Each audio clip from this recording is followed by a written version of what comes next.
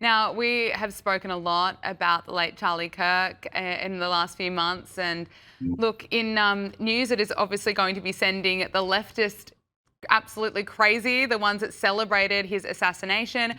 Charlie Kirk was the top search overall in America on Google. Google released its annual list of top search trends for 2025, and the assassination of Charlie Kirk, Trump's big beautiful bill, and the longest government shutdown in US history were ranked among this year's most searched news topics online. So Charlie Kirk, he was number one. I guess, Caitlin, the silver lining out of such a horrific event is that everyone in the world knows Charlie Kirk, knows his name, and has heard his message now. His wife, Erica, who of course took over Turning Point USA, was also named as one of the top searched people on Google. And this is Donald Trump thanking Charlie Kirk.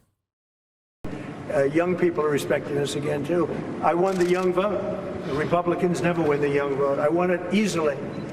And I want to thank Charlie, and I want to thank TikTok, and there are a lot of reasons for it. But there's never been a Republican who won the young vote, and I won the very young vote. So that's a good sign.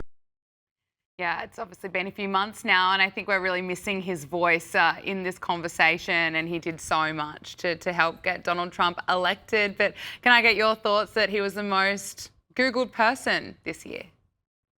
Wow. My initial thoughts really are just, number one, even in tragedy, that is the essence of Charlie Kirk. His voice, his mission, his ideas, his impact cannot be silenced, and his energy and aura will completely live on. I think we've already seen the amount of young people he has galvanized, the amount of patriots, the number of patriots, the number of God-loving Americans that he has galvanized in his passing. So I'm not surprised. Caitlin, it's been such a big year. We've covered a lot together. Can I get your thoughts looking back? We're almost at the end of the year now, of course. Who's your winner and loser for the year? Ooh, okay. My loser, I'm going to have to go with Andrew Cuomo. Gab, I mean, this man ran on nothing but ego. The only man that I can think of that his entire comeback tour basically ended and got completely kicked off the political stage before the lights even came on. New Yorkers quite literally sent this man home a few times. And then cliche and on brand for me, I'm going to have to go with Secretary Kennedy as our winner. No other man has tackled big pharma, big food, big agriculture, just completely changing the landscape of the future of health, because he moved the needle on health, on pharma, the agencies, everything has been turned over. He truly is a crusader, and that is definitely my winner.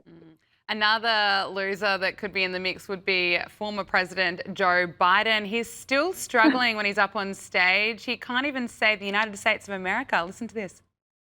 We just have to get up. As long as we keep the faith, summon hope, and get back up and remember who in the hell we are. We're the United States of America.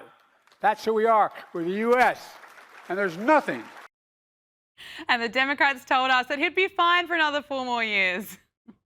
I guess he had too much ice cream and he's having like a brain freeze, and your jaw gets too cold, you can't talk. I don't know what that was. I'm truly praying for Joe Biden. And I think at this point, it's just sad, and the American people should be praying for him. But what we should also be doing, Gab, is requiring those people that propped him up and told us that this was a legitimate candidate to run our country for another 4 years. We want answers from you, and we want to hold those people accountable. And finally, Caitlin, just looking ahead, looking at 2026, what do you see as the biggest challenge? Oh, I think authenticity, Gab. I think making sure our leaders can bring that back to this country. That's why Donald Trump won the election. That is what this country is craving right now. Transparency, authenticity. I would challenge all of our leaders, elected or not, to use this no teleprompter challenge, no notes challenge, to actually speak to the American people, to speak to foreign diplomats, whoever you're communicating with, and not read from a teleprompter, because authenticity is, I think, the greatest challenge to govern and to be an actual world leader today. That's a good one. Caitlin Sinclair, media strategist for MAHA, PAC. Thank you so much for joining us. Thank you, Gab.